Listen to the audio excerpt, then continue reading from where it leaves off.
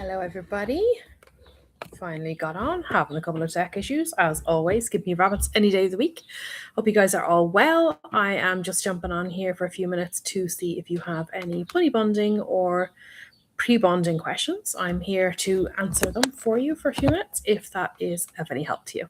Okay, so I have a couple of questions that people sent in to me, so I'm going to start with those.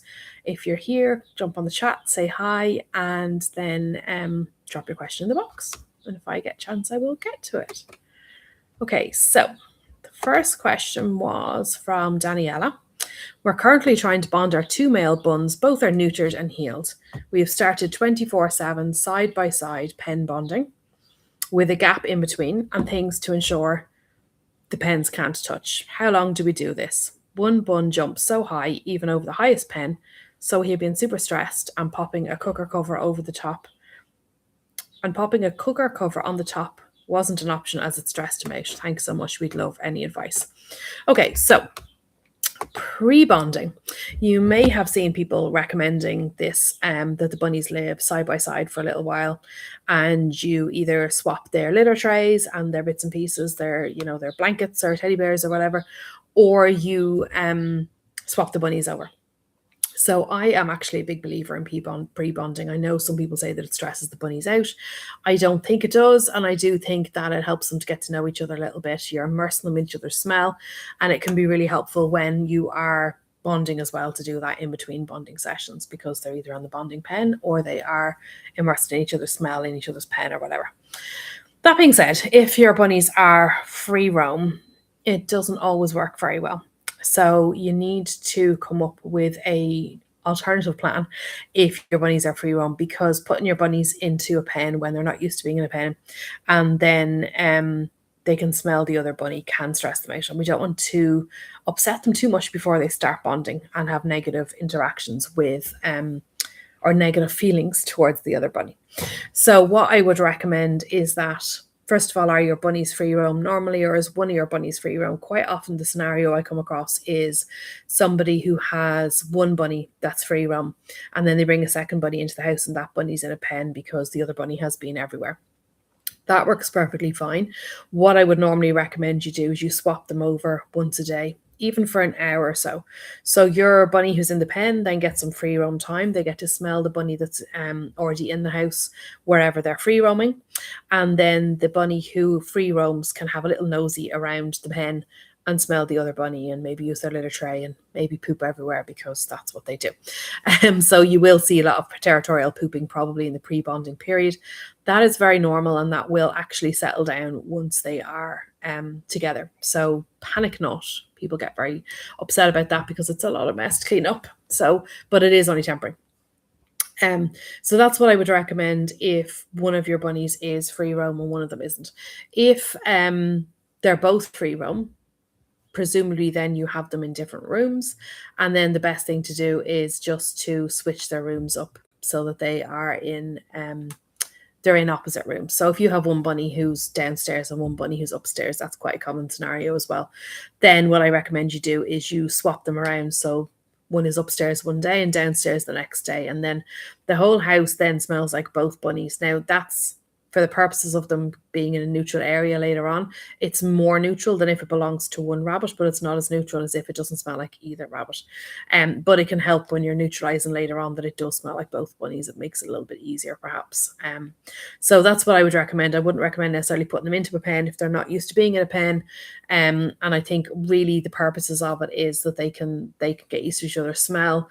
And yes, it would be ideal if they could see each other, but maybe a stair gate in between two rooms could work, or a baby gate. Again, be careful that you're supervising that, because they can do quite a lot of damage between the bars, even with each other's noses, if they decided to take a bite, and they probably will. So do that only when they can be supervised, and shut the door if you can't. So that might be a better option. I'm assuming that's what's going on with your bunnies, but let me know. Actually, I think, Daniela, you have a free clinic call booked with me on Saturday, so we will be able to get into the nitty-gritty of that with you. And the answer to your question, how long do we do that? Well, if you can do it for a week or two before you start bonding, that's fine. Don't put off bonding because you want them to have that pre-bonding time. Yes, it can help a little bit, but if you're in the mood to do the bonding and it would make your life easier to have your bunnies bonded, then you're better off bonding them and just doing it for a few days beforehand if you can, but don't stress about it being a particular amount of time. Some people say wait until things have settled down between the bunnies and that they're not being aggressive through the pens anymore. To a certain extent, yes, okay, it can seem like they more want a friend at that point, so that can be kind of beneficial. It can be maybe feeling a bit more positive, but in my experience, it doesn't necessarily reflect in the pen once you put them in together in the bonding pen. So I don't think it necessarily is something that you need to wait for. I've seen people saying they have to wait 6 months or a year for the bunnies to stop attacking each other through the bars. And I think just get started with the bonding because they have to work it out in the bonding pen. It's different when the bars aren't between them. They have to figure out their hierarchy. So go ahead and just do it. So I hope that helps. Okay, so I have one more question. So this was from who was this from? Hillary. 2 rabbits have been living side by side for 6 months. They have equal free roam time. They have had play dates in a small playpen, but the one does not like the playpen. She is a very social girl, and her previously bonded mates have passed. When she is out and he is in his ex-pen, she will lay peacefully side by side with him and now wants her dinner next to his door. That's all good signs. But she has started to pee on the sheet, both in her pen and near his as well, and pulls everything out of her litter box. She shows no aggression at all. Could she be frustrated that she is not free roaming with him? So yes, this is something that I see quite a bit as well. So rabbits that know that each other are there because they're not stupid, and they do know even if you keep them on separate floors, they can still smell them and hear them. Oh, sorry, my doors are banging. The sun, it's so hot here and all the doors are open. So rabbits who are in the same house as each other and are not bonded to each other can get very frustrated that they can't meet the other bunny, that they can't work out their hierarchy with them. They basically don't know where they stand. It's like, I suppose, having a neighbor that you don't know whether they're nice or they're not nice.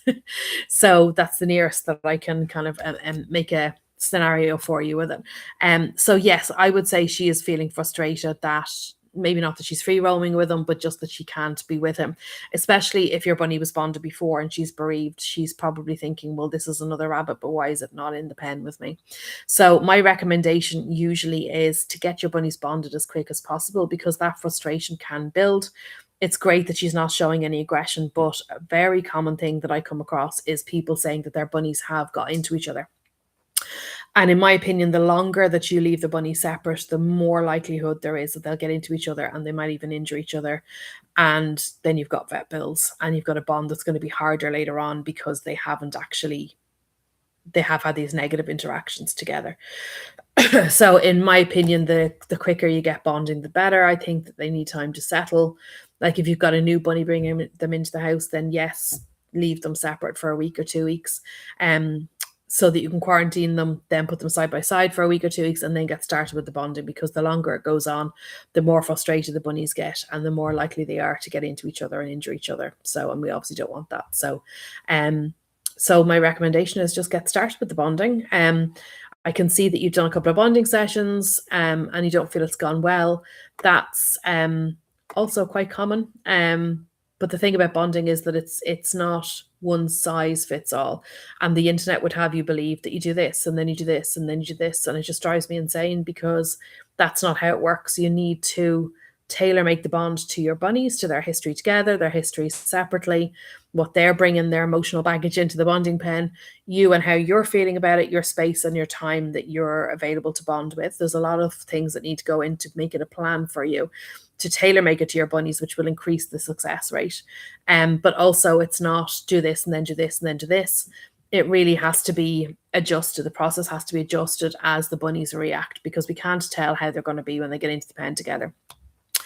And sometimes there's a benefit for keeping the same thing going and just sticking with it. Sometimes that's completely the wrong thing and you are just going down the bunny hole, excuse the pun, of just doing the same thing over and over and over like Groundhog Day, and you don't get anywhere with it, and something needs to be changed about the process or the setup or the timing or the method that you're using in order to make it work for your bunny. So I would say it sounds like what you've been using up until now hasn't worked for them.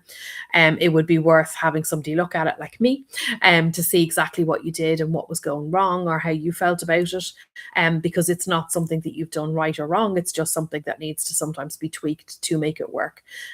So feel free to drop me an email, and we can set up a free call and we can look at the different options of how I can help you. So I'm going to put in the comments afterwards, guys, I do a free bonding clinic. It's a 15-minute call twice a week. I have some slots open for that. They're limited spaces. Basically, you can come and tell me what's going on with your bunnies, what's happening so far, what your frustrations are, what you'd like to happen. And then I will talk you through the different options that I have available, because I have something to suit everybody. So don't feel as though you can't come and talk to me. It is a free call. There is no obligation. I will leave you to go away and think about it. There's no pressure. I hate sales calls. This is not a sales call. This is you come talk to me. I'll talk to you. You can go away and think about it. And then if you feel like you want me to help you, then you know where I am and you know what the options are. You can also download my free class if you like. I have a free Get Ready for Bonding class, which will help you to figure out all the things about pre-bonding. It'll help you figure out how you can make the setup work, even if your bunnies are free roaming, even if you live in a small space. I can help you work out how to have a neutral space in your home so that you can bond. I can help you with in the class. It's a downloadable class, instant download, so I'll talk you through the whole thing, figure out whether you want to do 24/7 daytime or date bonding and what the differences are of those and the disadvantages and the advantages of each, and also how to make bonding work for your schedule. You do not need to do 4 hours a day. You do not need to be bonding until 2 in the morning, exhausting yourself. So please don't feel as though you do. You can make it fit around your lifestyle. Yes, you have to commit to it.